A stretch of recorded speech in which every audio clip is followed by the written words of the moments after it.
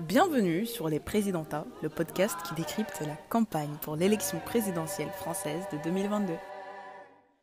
J'ai décidé de commencer dans ce premier épisode en faisant un état des lieux du paysage politique actuel en France. En cette période préélectorale et sur cet échiquier politique où la montée des populismes est indiscutable et où l'opportunisme des extrêmes mais aussi des centristes à seulement 4 mois des élections présidentielles est notable, certains ne se situent toujours pas sur le thermomètre politique et ils oscillent à droite comme à gauche. Dans ce pêle-mêle se distingue La République En Marche, le parti politique du président sortant, Emmanuel Macron, élu en 2017, qui, comme un ouragan, a tout ravagé sur son passage, bousculant ainsi la tendance bipolaire de l'alternance politique française. Les Français avaient tout essayé.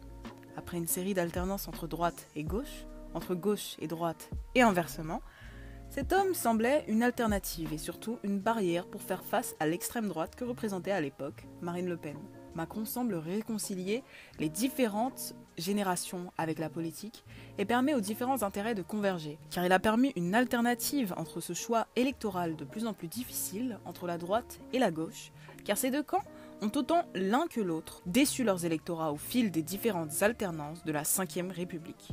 D'après les données du baromètre Kantar TNS Sofre, un peu plus du tiers des Français font confiance à Emmanuel Macron en septembre. Il a donc bénéficié d'une progression d'environ 10 points depuis le début de la crise sanitaire en février dernier. Comparé à la popularité de ses prédécesseurs à la même période, le président se situe actuellement entre Nicolas Sarkozy, auquel la population française accordait 30% de confiance, et François Mitterrand, auquel la population française accordait 40% de confiance lors de son premier mandat. De manière générale, la popularité des présidents de la République, nettement supérieure à 50% au début de leur mandat, tend par la suite à s'effondrer durant les 2 premières années passées à la tête du pays, puis à se stabiliser ensuite au cours de la 3e. Le président le plus populaire a été Jacques Chirac sur la même durée d'exercice, avec 56% de confiance accordée par la population française. En effet, c'est un des seuls présidents de la Ve République à avoir été réélu en 2002 au second tour avec 82,21% des votes face à Jean-Marie Le Pen, tandis que François Hollande reste le moins populaire des 5 avec une cote inférieure à 20%.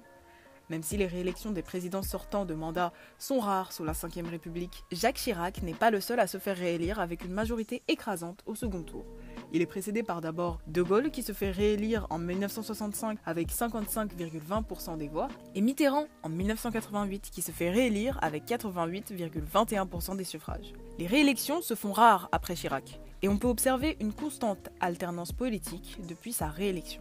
Emmanuel Macron ressemble beaucoup à son aîné, le feu Valéry Giscard d'Estaing. Mais nous aurons l'occasion d'en parler dans un prochain épisode. À 12 mois des élections présidentielles avant le premier tour, la popularité de feu Valéry Giscard d'Estaing s'estimait à 45%.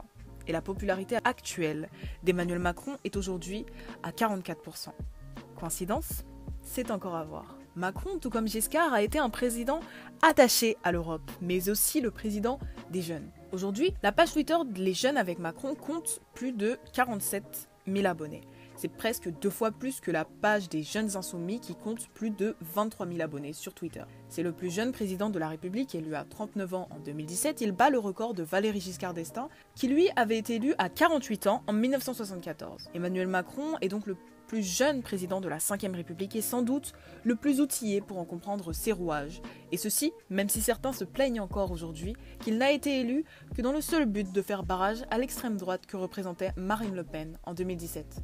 De ce fait, aucun adversaire pour l'instant dans les sondages ne le dépasse. Et il est très probable que nous retrouvions le président sortant au second tour. Pourtant, une femme semble se distinguer dans la mêlée. Elle s'appelle Valérie Pécresse. Candidate des Républicains, elle est un poids lourd de la droite qui pourrait bien faire tanguer le navire de la République En Marche. Sans oublier Christiane Taubira qui a décidé le 17 décembre de tâter le terrain. Elle laisse planer le doute dans une vidéo diffusée sur les réseaux sociaux et évoque une éventuelle candidature à l'élection présidentielle de 2022. Cette candidature pourrait-elle tout bouleverser ? Cette candidature permettra-t-elle de réunir la gauche française morcelée ? Ou ne sera-t-elle qu'une candidature de plus ? Et qui plus est de gauche, dans cette jungle préélectorale plutôt à droite. L'affaire est à suivre. Merci d'avoir écouté jusque-là, et à bientôt pour un prochain épisode des Présidentats, le podcast qui décrypte la campagne pour l'élection présidentielle française de 2022.